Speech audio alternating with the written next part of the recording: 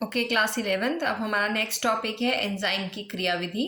Mechanism of enzyme action. Enzyme जो है वो किस तरह से क्रिया जो है वो करता है। एंजाइम जो है वो जनरली हमारे जो क्रियाधार हैं जिसके ऊपर एंजाइम ने एक्शन करना होता है उसे हम क्रियाधार या सबस्ट्रेट बोलते हैं। जैसे अगर सुक्रोज पर एंजाइम एक्ट कर रहा है सुक्रेज, तो सुक्रोज जो है वो क्रियाधार होगा। सुक्रोज क्या होगा उस वक्त? क्रियाधार होगा, सबस्ट्रेट होगा। तो जिस पर एंजाइम एक्ट करेगा उसे हम सबस्ट्रेट या क्रियाधार कहते हैं। एंजाइम जो है वो एक सांचे के तरह काम करेगा जिस पर जब क्रियाधार आकर लगेगा और क्रियाधार के अणु जो हैं उस सांचे में जाकर आपस में पास पास आ जाते हैं और आपस में प्रतिक्रिया करते हैं और प्रतिक्रिया करने के बाद वो प्रोडक्ट में चेंज हो जाते हैं। एंजाइम कर क्या रहा है? एंजाइम जो है वो दोनों तरह की रिएक्शंस करता है बेटा, एनाबॉलिक भी और कैटाबॉलिक भी। यानी कि तोड़ने वाली रिएक्शन जो हमारी बॉडी में होती हैं उनको उनमें भी पार्टिसिपेट करता है और जो जिसमें कुछ ना कुछ बनता है जुड़ने वाली रिएक्शन उनमें भी पार्टिसिपेट करता है। ठीक है।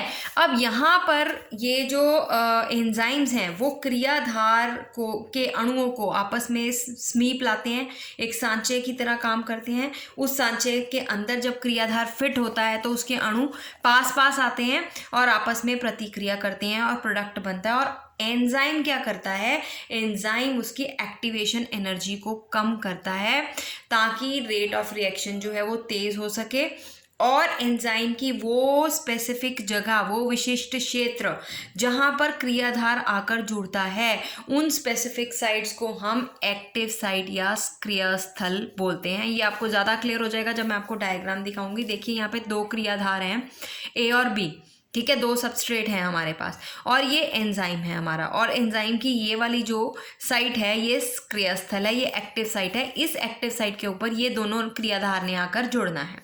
अब देखिए ये इस एक्टिव साइट पे ये दोनों क्रियाधार आकर जुड़ गए ए और बी। फिर एंजाइम ने एक मतलब यहाँ पे एक सांचे की तरह काम किया ना, जिसकी एक्टिव साइट पर आकर ये दोनों हमारे रिएक्टेंट जो हैं वो जुड़ चुके हैं। फिर जब रिएक्टेंट जुड़ेंगे इनके बीच में रिएक्शन होनी शुरू हो जाएगी। जब इनके बीच में रिएक्शन होगी तो अल्टीमेटली रिएक्शन के बाद हमें क्या मिलता है? उत्पाद, प्रोडक्ट मिलता है। तो ये हमें प्रोडक्ट मिला, राइट। और प्रोडक्ट जो है रिएक्शन पूरी होने के बाद निकल गया बाहर और हमारा एंजाइम ज्यों का त्यों। मैंने आपको कहा था कि एंजाइम जो है वो रिएक्शन के रेट को अफेक्ट करेंगे, उसकी एक्टिवेशन एनर्जी को कम करेंगे और रिएक्शन को पूर्ण करने में हेल्प करेंगे, पर इटसेल्फ इनके ऊपर कोई भी असर नहीं होता, इनके ऊपर कोई भी अफेक्ट नहीं आता। ठीक है, एंजाइम के ऊपर कोई अफेक्ट नहीं आता। तो ये एंजाइम ऐसा का ऐसा पड़ा। इसने क्या किया है? इसने एक सांचे की तरह इनको जगह दी सबस्ट्रेट को। ये सबस्ट्रेट्स जब इसके से एक्टिव साइट पे अटैच्ड हुए, इनके बीच में रिएक्शन हुई, हमारा प्रोडक्ट बना, प्रोडक्ट निकल गया और एंजाइम जो का त्यों वैसे का वैसे बिना कोई पार्टिसिपेशन के सिर्फ इसने एक्टिवेशन एनर्जी को कम किया, राइट, जिसे सक्रिय ऊर्जा बोलते हैं, उसे कम किया और कम होने के बाद उसका रेट ऑफ रिएक्शन तेज़ करके उस रिएक्शन को पूरा करने का उस रिएक्शन को पूरा करने में हेल्प की। नेक्स्ट देखिए हमारे पास इन एंजाइम जो हैं, ये जो एंजाइम सबस्ट्रेट कॉम्प्लेक्स बनता है इसके ऊपर जो है कई परिकल्पनाएं दी गई हैं कि एक तो है ताला कुंजी परिकल्पना। हमें पता है एंजाइम जो होते हैं स्पेसिफिक होते हैं। स्पेसिफिक होने का मतलब है कि जैसे सुक्रेज एंजाइम है वो सुक्रोज के ऊपर रिएक्ट करेगा, माल्टेज एंजाइम माल्टोज के ऊपर रिएक्ट करता है, प्रोटीएज जो है वो प्रोटीन को ही के ऊपर ही एक्शन दिखाते हैं।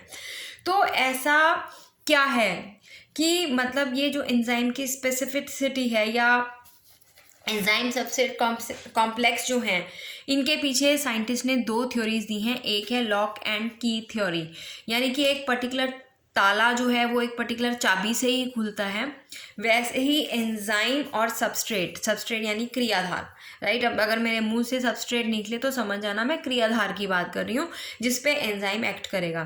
तो एंजाइम के ऊपर हमें पता है क्रियास्थल होते हैं, एक्टिव साइट्स होती हैं। ये आपको इस तरह से शेप बना के दिखाई हुई है, आप कोई भी शेप बना सकते हो, any easy shape you can draw. और उससे ही मिलता जुलता हमने यहाँ पर चाबी बनाई, इसको हमने, ये एक्चुअली में एंजाइम है, एंजाइम का ये एक्टिव साइट है, इस एंजाइम को हमने ताला मान लिया, राइट। और ये चाबी जो है हमने जो बनाई है ये एक्चुअली में क्रियाधार है। कुंजी यानी कि ये जो है क्या है, एक क्रियाधार। अब क्रियाधार जो है वो इसकी एक्टिव साइट पे आके फिट हो जाता है, यानी कि इनकी साइड्स जो हैं वो आपस में इस तरह से होती हैं कि केवल कुछ इस एंजाइम का स्पेसिफिक क्रियाधार ही इसके एक्टिव साइट के अंदर आकर फिट होगा और फिट हो जाएगा, और तब इसका एक्शन जो है वो शुरू हो जाएगा।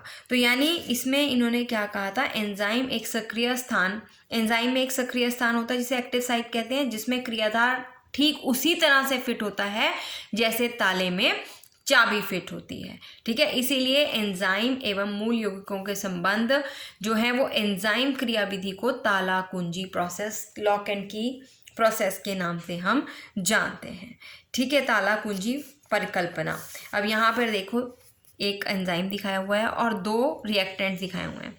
ठीक है, एक जो सबस्ट्रेट है उसकी साइट ये फिट होने वाली है, देखो इसकी साइड बिल्कुल इसके साथ मैच करती है, इसकी एक्टिव साइट के साथ, और इस वाले सबस्ट्रेट की जो शेप है वो इस वाली एक्टिव साइट के साथ मैच करती है। अब ये दोनों जाके एंजाइम के साथ अटैच हो जाएंगे, अटैच हो गए और दोनों के बीच में क्रिया हुई और दोनों आपस में जुड़ गए।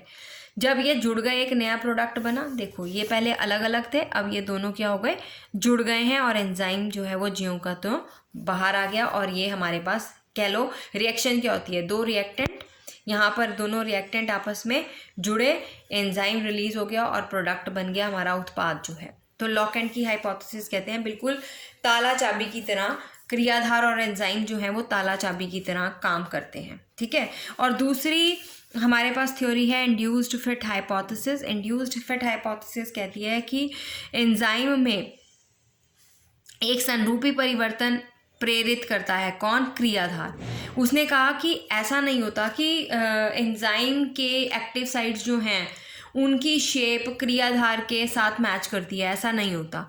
वो कहता है कि जब क्रियाधार आता है तो क्रियाधार आकर यानी सबस्ट्रेट आकर एंजाइम के अंदर एक परिवर्तन लेकर आता है, उसे प्रेरित करता है ताकि क्रियाधार उसके अंदर फिट हो सके और उसकी साइड को चेंज करके अपने अकॉर्डिंगली चेंज कर देता है उसकी शेप को और उसमें फिट हो जाता है। देखो यहाँ पर इस डायग्राम में आपको ये क्लियर हो जाएगा। हाँ जी, देखिए ये हमारे पास एंजाइम है। अब ये एंजाइम में एक्टिव साइट्स की शेप ये दिखा रखी है आपको, और पर ये क्रियाधार की शेप इसके साथ कहीं से भी मैच करती है, नहीं करती। पर क्या होगा कि जैसे जैसे क्रियाधार इसके अंदर अंदर या इसके तरफ बढ़ेगा तो उसके प्रेरित करेगा कि वो उसकी एक्टिव साइट्स जो हैं उसको अपने अंदर अटैच करने दें, इंड्यूस्ड करेगा। इंड्यूस्ड का मतलब होता है प्रेरित करना। ठीक है, वो उन्हें प्रेरित करेगा कि वो क्रियाधार जो है उसके अंदर फिट हो सके, उसकी संरचना को बदलने के लिए प्रेरित करेगा। किसकी संरचना को बदलने के लिए प्रेरित करेगा, उसके सक्रिय स्थल। ठीक है, यहाँ पर भी देखो ये एक एंजाइम है और ये हमारे पास क्रियाधार है। अब क्रियाधार की शेप अलग है, एंजाइम की एक्टिव साइट्स की शेप अलग है, पर धीरे धीरे जैसे ही क्रियाधार इसके पास आएगा एंजाइम की शेप जो है वो उसकी एंजाइम की एक्टिव साइट्स की शेप को इंड्यूस करेगा ताकि वो उसके अंदर फिट हो सके। तो ये हमारे पास थ्योरीज हैं कि एंजाइम किस तरह से एक्ट करते हैं। नेक्स्ट आता है हमारे पास factors affecting the mechanism of enzyme action. Enzyme की क्रियाओं को इफेक्ट करने वाले कारक कौन कौन से हैं, कौन से ऐसे कारक हैं जो एंजाइम की क्रिया को स्लो करते हैं या फिर तेज करते हैं। इसमें एक कारक होता है सबस्ट्रेट कंसंट्रेशन, क्रियाधार की सांद्रता। जब आप बढ़ाओगे तो एक टाइम तक तो वो रिएक्शन रेट बढ़ता रहेगा, पर जब क्रियाधार की सांद्रता यानी सबस्ट्रेट तो आपने बहुत ज़्यादा बढ़ा दिया और एंजाइम बेचारा लिमिटेड रह गया। अब एंजाइम की सारी एक्टिव साइट सबस्ट्रेट ने ब्लॉक कर दी। जब सबस्ट्रेट ने ब्लॉक करती तो बाकी जितना मर्जी फिर सबस्ट्रेट आप कीप ऑन ऐड करते जाओ, ऐड करते जाओ, तब भी उस पर रिएक्शन रेट जो है वो इंक्रीज नहीं हो पाएगा, क्योंकि जितने एंजाइम से उतनी एक्टिव साइट्स ब्लॉक हो चुकी हैं। यानी एक समय तक अभिक्रिया की दर बढ़ेगी, पर उसके बाद अभिक्रिया की दर जो है वो कांस्टेंट हो जाएगी क्रियाधार की सांद्रता बढ़ाने पे। ठीक है, देखिए यहाँ हमने इसको ग्राफ के साथ रिप्रेजेंट किया है। इधर हमने लिया है क्रियाधार की सांद्रता और यहाँ लिया है रेट ऑफ रिएक्शन यानी कि अभिक्रिया की दर। तो जब तक हम क्रियाधार की सांद्रता बढ़ा रहे हैं, रेट जो है रिएक्शन का बढ़ता जा रहा है, बढ़ता जा रहा है। पर एक समय ऐसा आया जब रिएक्शन का रेट जो है वो कांस्टेंट हो गया। कांस्टेंट क्यों हुआ? क्योंकि हम केवल क्रियाधार की सांद्रता बढ़ा रहे हैं, एंजाइम्स नहीं बढ़ा रहे। अब उसमें हमने जितने एंजाइम्स डाले थे उसकी सारी एक्टिव साइज ब्लॉक्ड हो चुकी हैं। जब ब्लॉक्ड हो चुकी हैं तो जितनी मर्जी तुम क्रियाधार की सांद्रता बढ़ाते रहोगे तो रेट ऑफ रिएक्शन नहीं बढ़ेगा, वो क्या हो जाएगा, एक समय पर आकर कांस्टेंट हो जाएगा। ठीक है। और जब हमारे पास अभिक्रिया की दर जो है वो आधी रह जाती है, मैक्सिमम के आधी रह जाती है, उसे हम मिकेलिस कांस्टेंट के साथ रिप्रेजेंट करते हैं, Km के साथ, मिकेलिस स्थिरांक, मिकेलिस कांस्टेंट। V रिप्रेजेंट कर रहा है वेलोसिटी, अभिक्रिया की गति, और V मैक्सिमम जहाँ पे अभिक्रिया की गति सबसे अधिकतम होती है। और जब अभिक्रिया की गति मैक्सिमम की आधी रह जाती है, ठीक है, जिस क्रियाधार की सांद्रता पर वेलोसिटी मैक्सिमम की आधी रह जाएगी उसे हम मिकेलिस कांस्टेंट Km के साथ रिप्रेजेंट करते हैं। यहाँ पर आपको ये दिखाया भी होगा,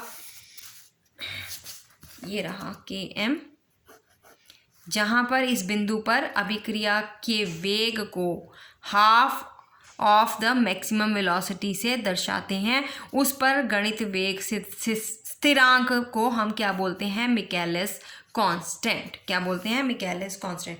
यानी हम एक टाइम तक क्रियाधार की सांद्रता जो है वो लगातार बढ़ा रहे हैं और हमारा रिएक्शन रेट भी बढ़ रहा है, पर जब सैचुरेशन पॉइंट आ जाएगा, संतृप्त पॉइंट आ जाएगा और हमारे पास एक्टिव साइट्स किसकी, एंजाइम्स की, सारी ब्लॉक्ड हो जाएंगी, तो ये बढ़ाने पर भी, इसको क्रियाधार की सांद्रता को बढ़ाने पर भी रिएक्शन रेट नहीं बढ़ेगा, वो कांस्टेंट हो जाएगा।